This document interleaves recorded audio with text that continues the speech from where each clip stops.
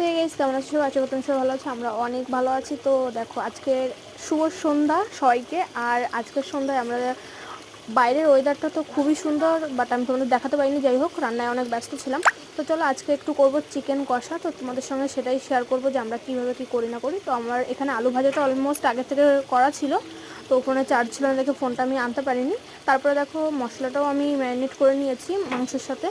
তো এর পাশে করছিলাম ভাত, আর তারপরে দিয়ে দিলাম লবণ, হলুদ, আর দিয়ে দেবো কালারের জন্য কাশ্মীরি লঙ্কা গুঁড়ো। যেহেতু আমার শ্বশুরমশাই খুব একটা লঙ্কা খেতে পছন্দ করে না, তো তার জন্য একটু কম লঙ্কা দিয়ে কাশ্মীরি লঙ্কা গুঁড়ো দিয়ে দেবো কালারের জন্য।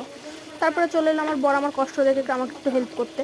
তো চলো আর কি, তারপরে দিয়ে দিলাম চুই ঝাল দেওয়ার পরে এবার দিয়ে দেবো কিছুক্ষণ 10 মিনিটের জন্য ঢাকা।